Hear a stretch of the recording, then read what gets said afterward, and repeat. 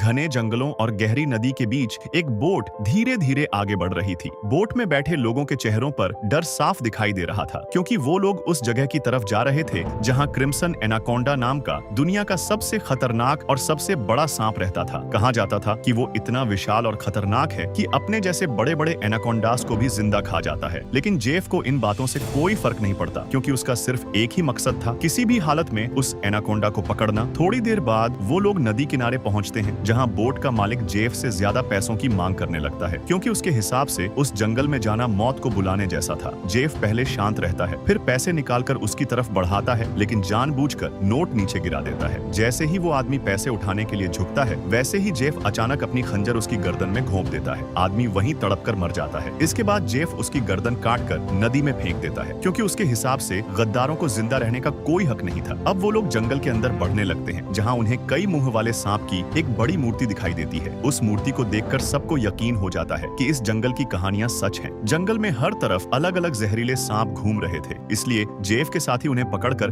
अपने बैग में भरने लगते हैं, जबकि जेफ अपनी गन लेकर उस बड़े क्रिम्सन एनाकोंडा को ढूंढने लगता है। तभी उसका एक साथी नदी के पास पहुंचता है और वहां का नजारा देखकर डर जाता है, क्योंकि जिस आदमी को जेफ ने मारा था उसकी बॉडी पानी में सीधी खड़ी हुई थी। लेकिन अगले ही पल नदी के अंदर से एक बड़ा एनाकोंडा निकलता है और उस आदमी को अपनी कुंडली में जकड़कर उसकी सारी हड्डियां तोड़ देता है, फिर उसे पूरा निगल जाता है। उधर जेफ का दूसरा साथी अपना बैग लेकर बोट की तरफ जा रहा होता है। तभी वही एनाकोंडा उसके पास से गुजरता है। उसके पेट को देखकर वो समझ जाता है कि उसके साथी के साथ क्या हुआ है। लेकिन तभी वो एनाकोंडा एक पेड़ पर चढ़कर उसके साथी की डेड बॉडी को बाहर उगल देता है और अगले ही पल उस आदमी पर हमला कर देता है। तभी वहाँ जेफ भी पहुंच जाता है, लेकिन हैरानी की बात ये थी कि वो डरने की बजाय खुश हो रहा था। वो एनाकोंडा पर गोली चलाने ही वाला होता है कि अचानक जंगल के अंदर से एक अजीब आवाज सुनाई देती है। आवाज सुनते ही सारे सांप इधर उधर भागने लगते हैं, यहाँ तक कि वो एनाकोंडा भी अपने शिकार को छोड़कर वहाँ से चला जाता है। इसके बाद कहानी एक सर्कस पर आती है, जहाँ काफी सारे लोग मिलकर शो कर रहे थे। वहाँ मौजूद लोग उनकी परफॉर्मेंस देखकर बहुत खुश हो रहे थे, लेकिन ये उनका आखिरी शो था, क्योंकि अब वो सर्कस बंद होने वाला था। तभी बेलिंग नाम का आदमी वहाँ आता है और सर्कस के मालिक से वहाँ काम करने वाले सभी लोगों को खरीद लेता है। उसका प्लान उन सबको थाईलैंड ले जाकर नया सर्कस शुरू करने का था, क्योंकि उसने पहले ही एक शो के लिए एडवांस पैसे ले लिए थे। लेकिन उसी रात लन और बेलिंग के बीच किसी बात को लेकर बहस हो जाती है, जिसके बाद लन गुस्से में सर्कस छोड़ देती है। उसकी वजह से बाकी लोग भी दुखी हो जाते हैं। अगली सुबह जब बोट निकलने वाली होती है, तब लन अपने पालतू पाइथन जमी को लेकर वापस आ जाती है। इसके बाद सब लोग पानी के रास्ते थाईलैंड के लिए निकल पड़ते हैं। लेकिन थोड़ी देर बाद बोट का कैप्टन देखता है कि उनका रास्ता लकड़ी के बड़े बड़े कंटेनर से बंद है। अगर वो दूसरा रास्ता लेते तो उन्हें पहुंचने में बहुत देर हो जाती, इसलिए बेलिंग उन कंटेनर्स को उड़ाने का फैसला करता है। लेकिन जैसे ही ब्लास्ट होता है, वैसे ही कंटेनर्स के अंदर छिपे दर्जनों सांप उड़कर उनकी बोट पर आ गिरते हैं। अचानक पूरी बोट जहरीले सांपों से भर जाती है और हर तरफ चीख पुकार मच जाती है। लोग अपनी जान बचाने के लिए इधर उधर भागने लगते हैं। तभी लन एक पाइप उठाकर पानी के तेज प्रेशर से उन सांपों को नदी में गिराने लगती है, लेकिन उसी दौरान कई सांप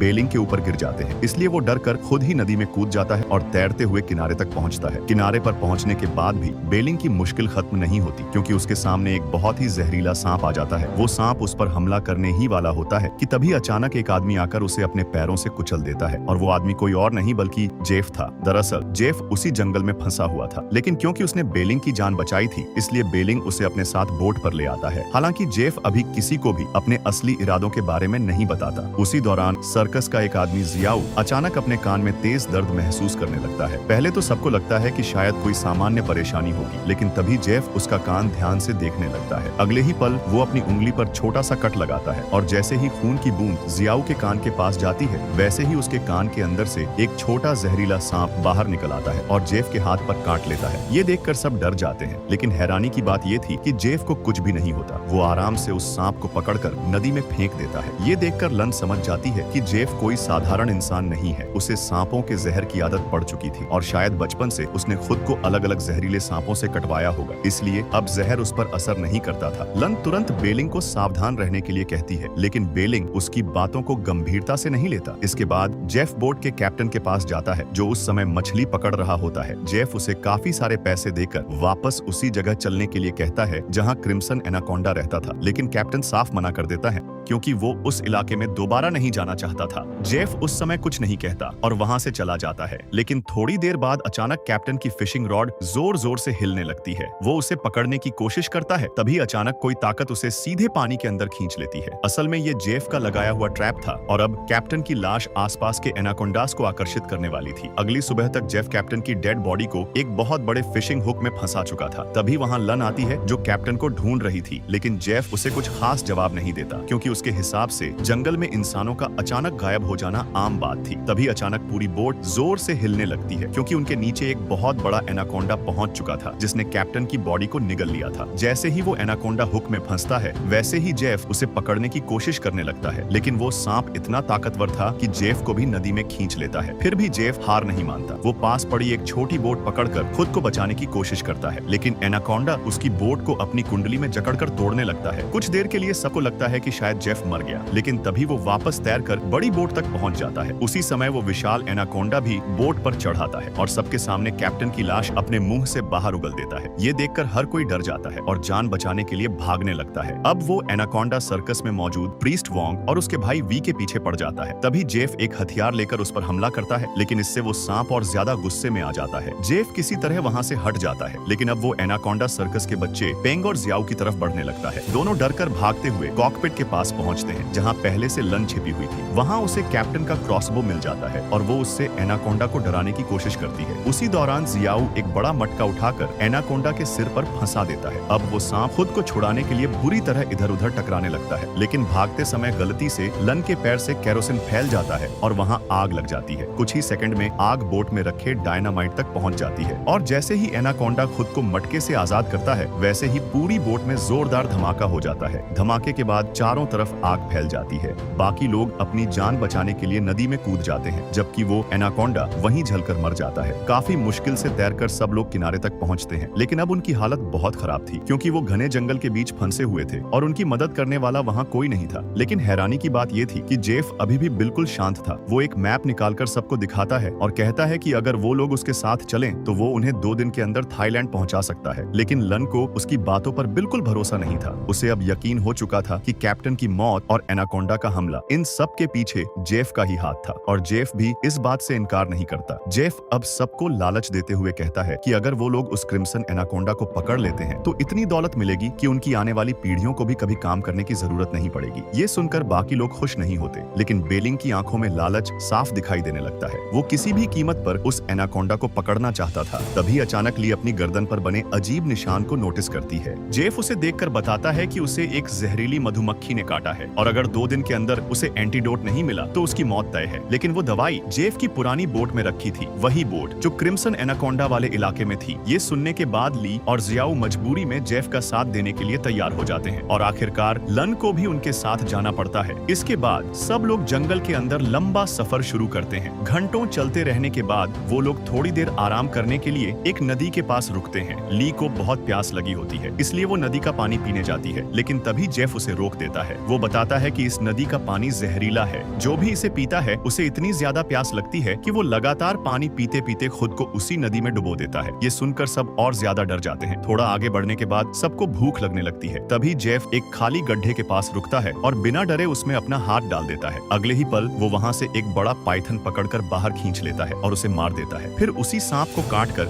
सबके लिए खाना बनाता है, लेकिन किसी का भी मन उसे खाने का नहीं करता, खासकर लन का, क्योंकि उसे अपने पालतू पाइथन जमी की याद आ रही थी। वहीं बेलिंग भी उसे खाकर उल्टियां करने लगता है। लेकिन तभी अचानक एक और विशाल पाइथन वहाँ हमला कर देता है। जियाओ और ली डरकर पीछे हटने लगते हैं, लेकिन जेफ तुरंत उस पाइथन को भी मार गिराता है। तभी वी अपनी गर्दन खुजलाता दिखाई देता है, जहाँ किसी अजीब जीव के काटने के निशान बने हुए थे, लेकिन वो इस बारे में किसी को कुछ नहीं बताता। रात बिताने के लिए सब लोग एक गुफा में रुकते हैं। वहाँ बोनफायर जलाकर सब आराम करने लगते हैं। उसी दौरान ली और लन साथ बैठकर बातें करती हैं और दोनों काफी इमोशनल हो जाती हैं। दूसरी तरफ जेफ अकेले बैठा एक मैप देख रहा होता है। तभी उसे अपना पुराना समय याद आता है, जब वो पहली बार उस एनाकोंडा से बचा था। उसी समय बेलिंग उसके पास आता है और जेफ उसे क्रिम्सन एनाकोंडा की सच्चाई बताता है। वो कहता है कि वो कोई साधारण सांप नहीं बल्कि एक म्यूटेटेड एनाकोंडा है, जिसने कई विशाल जानवरों और दूसरे एनाकोंडास का शिकार किया है और अगर वो लोग उसे पकड़ लेते हैं तो ब्लैक मार्केट में बेचकर करोड़ों कमा सकते हैं। ये सुनते ही बेलिंग का लालच और बढ़ जाता है। अब वो किसी भी हालत में उस एनाकोंडा को पकड़ना चाहता था। तभी कहानी का एक और खतरनाक सच सामने आता है। असल में बेलिंग सर्कस के लोगों को थाईलैंड ले जाकर नया शो शुरू नहीं करने वाला था, बल्कि वो उन्हें एक गैर कानूनी गैंग को बेचने वाला था, जो लोगों के अंग निकालकर ब्लैक मार्केट में बेचती थी। उसी रात सोते समय वोंग को एक डरावना सपना आता है, जिसमें वो खुद को